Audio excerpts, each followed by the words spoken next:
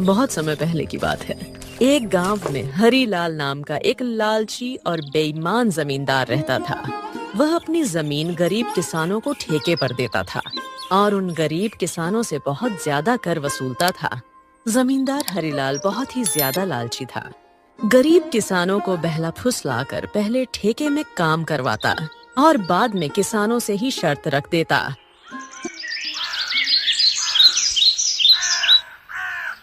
इन गरीब किसानों की भी क्या जिंदगी है, बस 2 वक्त की रोटी के लिए बस दिन भर काम करते रहते हैं और बाद में 2 वक्त की रोटी के लिए तरसते रहते हैं। और हमें देखो, हम बस इन्हें आदेश देते हैं और समय आने पर सारी फसल हमारे गोदामों में भर जाती है और यह किसान हमारे आगे जी हुजूरी करते रहते हैं और हमारा हर काम करते हैं। इसे कहते हैं जमींदार हरीलाल का दिमाग। हाँ मालिक, आप तो यहाँ के जमींदार हो और सभी किसानों को अपनी मुट्ठी में रखते हो। इनकी मेहनत का फायदा उठाना आप भली भांति जानते हो।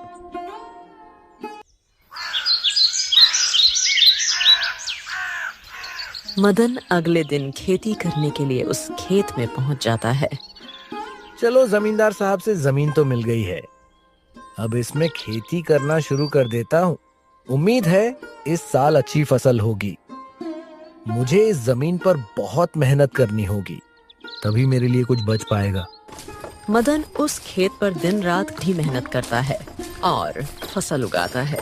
कुछ महीनों बाद गेहूं की फसल उग कर तैयार हो जाती है। मदन गेहूं की फसल की कटाई भी शुरू कर देता है।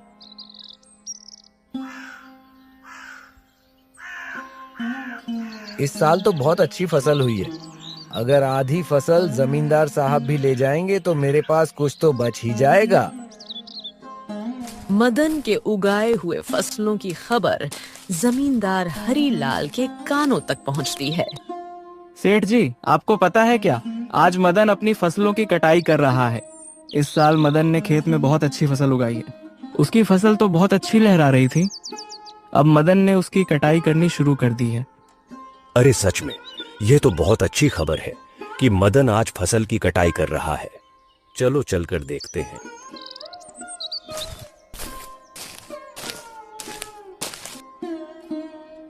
अरे मदन, फसल तैयार हो गई है। अरे इस बार तो यह फसल काफी अच्छी लग रही है। हाँ मालिक, इस बार मैंने गेहूं की फसल लगाई है। इतनी अच्छी फसल उगाने के लिए इस बार मैंने इस खेत में अपना जी जान, खून पसीना सब लगा दिया है। मैंने दिन रात इस खेत में बहुत मेहनत की है, तब जाकर इतनी अच्छी फसल हुई है। अब तो मैंने कटाई भी शुरू कर दी है। अरे भाई, तुम्हारी मेहनत से कुछ नहीं हुआ है। यह तो मेरी उपजाऊ जमीन का कमाल है जो इतनी अच्छी फसल हुई है। तुम्हारी मेहनत हो या ना हो, फसल तो होनी ही थी। मालिक, खेत भले ही उपजाऊ हो मगर उसमें मेहनत नहीं होगी तो फसल कैसी होगी। मैंने बहुत मेहनत की है इस खेत में। ज्यादा मत बोल मदन, मेहनत तो किराए के मजदूर भी करते हैं। असली कमाई का हकदार वही है जिसकी जमीन है। शर्त के मुताबिक अब जल्दी से मेरे हिस्से की आधी फसल निकाल। मुझे जल्दी जाना है, मुझे और भी काफी काम है। यह कहकर जमींदार मदन से सारी अच्छी गेहूं की फसल लेकर चला जाता है और खराब फसल मदन के पास छोड़ देता है, जिसे देखकर मदन मायूस हो जाता है। हे भगवान, इतनी कड़ी मेहनत करने के बाद बस इतनी सी फसल मेरे हाथ आई है। हम गरीबों को लोग ऐसे ही लूटते हैं। इतनी कड़ी मेहनत करने के बाद भी हमारे हाथ में कुछ नहीं आता है। हे भगवान, कब मेरी अपनी जमीन होगी? मदन इसी तरह अपनी जिंदगी काट रहा था। कुछ महीनों बाद मदन का बेटा सूरज, जो शहर पढ़ने के लिए गया था, वापस गांव आ जाता है। गांव आने पर जब उसने गांव का नजारा देखा तो उसे बहुत दुख हुआ। पिताजी, हमारे गांव का ऐसा हाल क्यों है? गांव के सभी लोग दुखी और परेशान नजर आ रहे हैं। आखिर बात क्या है? बेटा, इस गांव में गरीब किसानों की यही किस्मत है। जमींदार हरीलाल जैसे लोग हमारी गरीबी का फायदा उठाते हैं। मेहनत हम करते हैं और उसका फल जमींदार हरीलाल जैसे लोग खा जाते हैं। हमारे पास न अपनी जमीन है और न अधिकार। हम गरीब किसान बस मेहनत करते हैं और भूखे रहते हैं। किसानों की यह स्थिति सुनकर सूरज बहुत दुखी हो जाता है।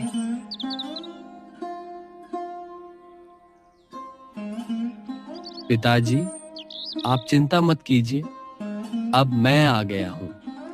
यह अन्याय अब और नहीं चलेगा। आज से मैं खेती करूंगा और लालची जमींदार को उसी की शर्तों में उसकी चालाकी का जवाब दूंगा।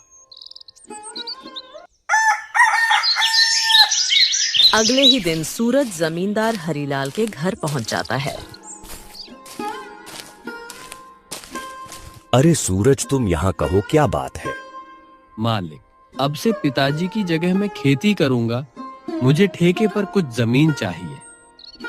क्या बात है? अब तुम खेती करोगे क्या? तुम अभी बच्चे हो, तुम्हारे अंदर इतना दम नहीं है। तुम पढ़े लिखे लड़के हो, खेती नहीं कर पाओगे।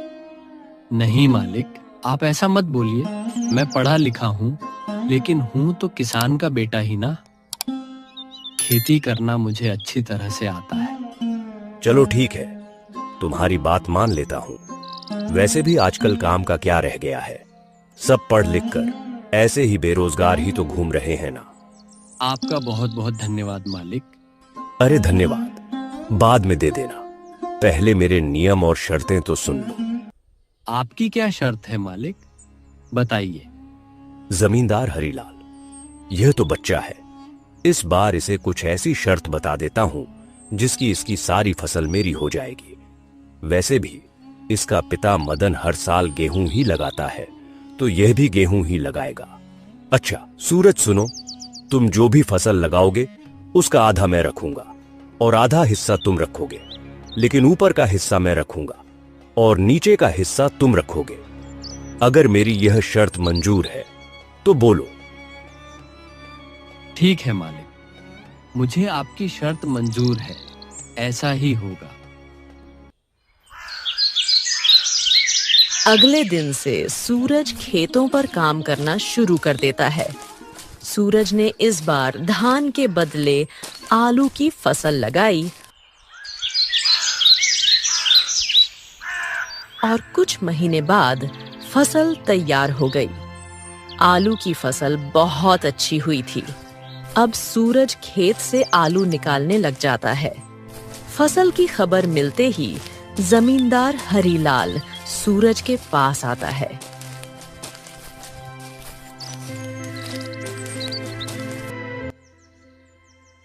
अरे सूरज, शर्त तो याद है ना तुम्हें? आधा मेरा और आधा तुम्हारा। हाँ हाँ मालिक, मुझे सब कुछ याद है। आधा आपका और आधा मेरा। और आपने कहा था कि नीचे का हिस्सा मेरा होगा और ऊपर का हिस्सा आपका होगा। तो आप ऊपर का हिस्सा ले सकते हैं। अरे मालिक, इसने तो चालाकी कर दी। ये धान का फसल नहीं है, ये तो आलू की फसल है। अरे ये क्या, इस बार तुमने आलू लगाया है? हाँ मालिक, पिताजी इतने सालों से धान की ही फसल लगा रहे थे, तो मैंने सोचा कि इस बार आलू की फसल लगा देता हूँ। अरे मैं क्या करूंगा इस घास को लेकर, जबकि सारे आलू तो तुम ले रहे हो। आप ही की शर्त है मालिक, आप ही ने शर्त बताई थी और अब आप ही शर्त मानने को तैयार नहीं है। मैं कुछ नहीं जानता, आप अपना ऊपर का हिस्सा ले जाइए। इस तरह सूरज ने अपनी चालाकी दिखाते हुए लालची जमींदार को मुंह तोड़ जवाब दिया और सभी आलू लेकर घर आ गया और घास फूस जमींदार के हिस्से छोड़ आया। मालिक, पूरे गांव में आज तक किसी ने भी आपसे चालाकी दिखाने की हिम्मत नहीं की और ये सूरज का बच्चा आपको इतनी आसानी से बेवकूफ बना गया। अरे वह बच्चा मुझे क्या बेवकूफ बनाएगा?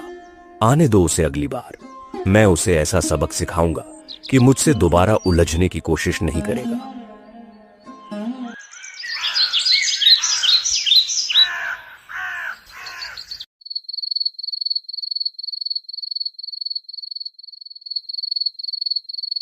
कुछ दिन के बाद सूरज दोबारा जमींदार के घर जाता है। कहो सूरज, क्या चाहिए तुम्हें? कैसे हैं मालिक? आपकी जमीन ठेके पर चाहिए थी। ठीक है, मैं तुम्हें अपनी जमीन ठेके पर दे दूंगा, पर मेरी इस बार की शर्त भी सुन लो। लड़के, इस बार तुम्हारी कोई चालाकी नहीं चलेगी। लड़के, इस बार फसल का नीचे का हिस्सा मैं लूंगा और ऊपर का हिस्सा तुम्हारा होगा। बोलो, क्या तुम्हें मेरी यह शर्त मंजूर है? मालिक, मुझे आपकी शर्त मंजूर है। मालिक, इस बार फसल के ऊपर का भाग मेरा ही होगा। इस तरह सूरज जमींदार से बात करने के बाद अपने घर आ जाता है। इस बार भी सूरज दोबारा खेती करने की तैयारी में जुट जाता है।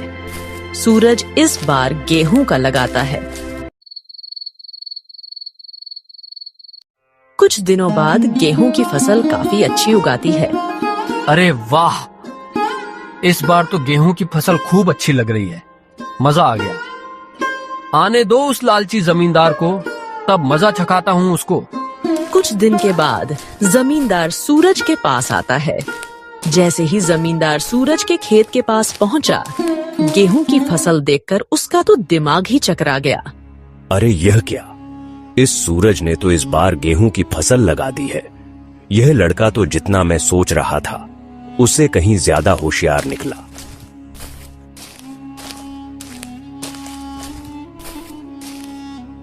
प्रणाम मालिक, कैसे हैं आप?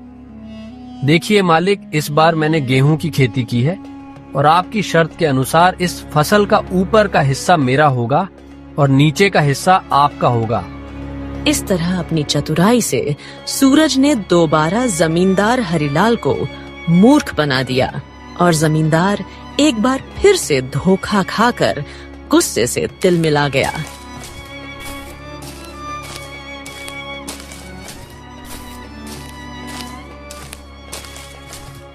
अरे मालिक, उस पिद्दी से लड़के का दिमाग तो देखिए। आप जैसे इतने बड़े चालबाज को उसने फिर से मूर्ख बना दिया। तुम सही कह रहे हो जुगनू। मैं तो उसे बच्चा ही समझ रहा था और उस बच्चे ने मुझे फिर से मूर्ख बना दिया। अगली बार उसे आने दो, फिर उसे बताता हूं कि जमींदार हरीलाल क्या चीज है।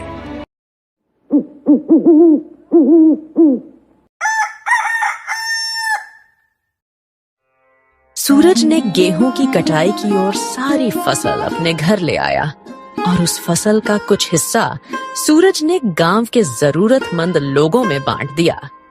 सूरज और उसका पिता मदन दोनों ही बहुत खुश थे। कुछ दिनों बाद फिर से फसल उगाने का समय आ गया।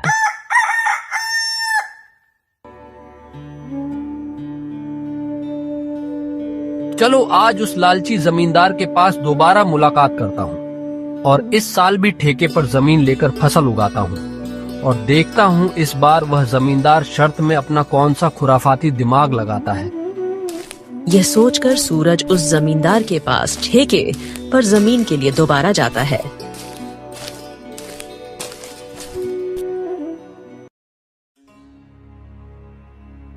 अच्छा, तो तुम मुझसे मिलने दोबारा आ गए।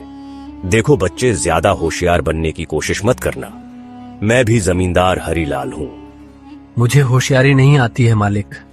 मैं तो एक गरीब किसान का बेटा हूँ। होशियार तो आप लोग हो जो गांव के गरीब किसानों की मजबूरी का फायदा उठा रहे हो। अपनी जुबान पर काबू रखो सूरज। तुम यह क्या बोल रहे हो? जिस काम के लिए आए हो वह बात करो। यहाँ ज्यादा ज्ञान बांटने की जरूरत नहीं है। चलो काम की बात करते हैं। मुझे इस बार भी आपकी जमीन ठेके पर चाहिए। बताइए, इस बार आपकी क्या शर्त है? हाँ, शर्त तो है।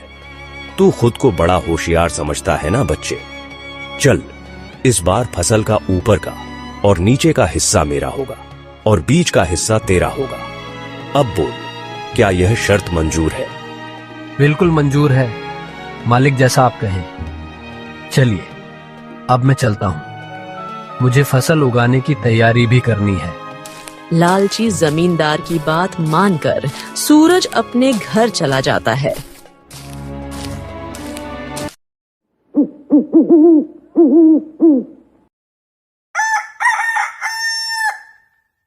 वह फिर से फसल उगाने की तैयारी में लग जाता है और इस बार वह गन्ने की फसल लगाता है।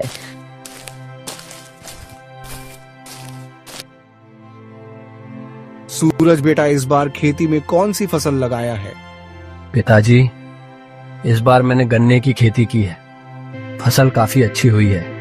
इस बार भी आमदनी अच्छी होगी पिताजी। ये तो बहुत अच्छी बात है बेटा, तुम ऐसे ही मेहनत करते रहो।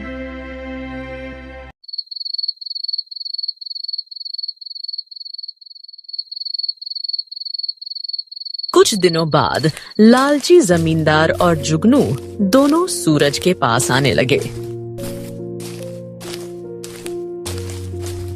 मालिक, इस बार सूरज का तो दिमाग ही चकरा जाएगा। इस बार आपने शर्त ही ऐसी रखी है, ऊपर का भी हिस्सा आपका और नीचे का भी हिस्सा आपका। तूने बिल्कुल सही कहा जुगनू। इस बार मैंने अपने दिमाग का 400% उपयोग करके ब्रह्मास्त्र छोड़ा है। मैंने अब देखता हूँ वह सूरज का बच्चा कैसा बचता है। इस तरह दोनों बातें करते हुए खेत के पास पहुंच जाते हैं और जैसे ही वह खेत के पास पहुंचते हैं तो देखते हैं कि इस बार सूरज ने गन्ने की खेती की है। ये सूरज तो आपका भी बाप निकला। देखिए जरा, इसने इस बार कौन सी फसल लगाई है। अरे ये क्या, इसने तो इस बार गन्ने की फसल लगाई है। अब बताओ भला ऊपर का और नीचे का हिस्सा मेरा होगा और बीच का हिस्सा उसका होगा। मतलब इस बार भी मेरे हिस्से में घास फूसी आनी है। मैं इस बार भी बेवकूफ बन गया। मान गए इस किसान के बच्चे के दिमाग को।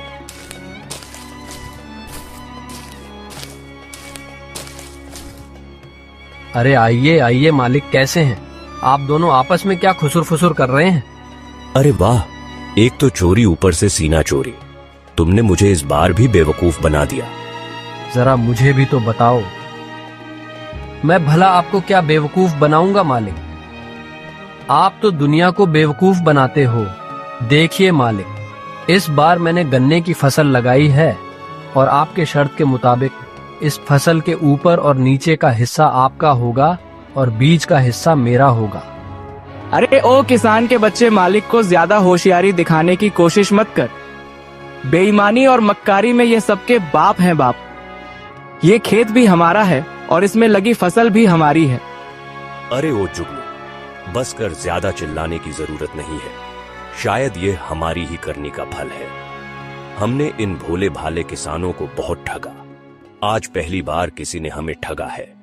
इस लड़के ने हमारी आंखें खोल दी हैं। अब मैं समझ चुका हूं कि बेईमानी का फल हमेशा बेईमानी ही मिलता है। इसीलिए आज के बाद मैं किसी भी किसान को परेशान नहीं करूंगा। सभी किसान की मेहनत का बराबर का हक दूंगा। जितने भी किसानों की जमीन मेरे पास गिरवी है, मैं वह सब उनको वापस कर दूंगा और कभी भी उनकी गरीबी और लाचारी का फायदा नहीं उठाऊंगा। मालिक, आपने तो ये बहुत अच्छी बात कही है। एक किसान दिन रात मेहनत करता है अपने परिवार के लिए। ना ही वह कभी अच्छे कपड़े पहनता है और ना ही कभी अच्छा खाना खा पाता है। अपने परिवार का पेट भरने के लिए वह दिन रात अपना पेट जलाकर वह मेहनत करता है। ऐसे में इनको तकलीफ देना या इनके साथ बेईमानी करना अच्छी बात नहीं है। इसीलिए इनका हक तो इन्हें मिलना ही चाहिए। आप इनको इनकी जमीन वापस लौटा दीजिए मालिक। और अभी भी समय है, सच्चाई के रास्ते पर आ जाइए, नहीं तो आपको इससे भी बड़ा नुकसान झेलना पड़ सकता है। इस तरह सूरज अपनी मेहनत और होशियारी से लालची जमींदार को सही रास्ते पर ले आता है। जमींदार हरिलाल ने वहां के सभी किसानों की जमीन और उनका पैसा उनको वापस कर दिया। उस दिन के बाद वहां के सभी किसान खुशी खुशी रहने लगे और किसी भी जमींदार ने किसी भी गरीब किसान का हक नहीं मारा।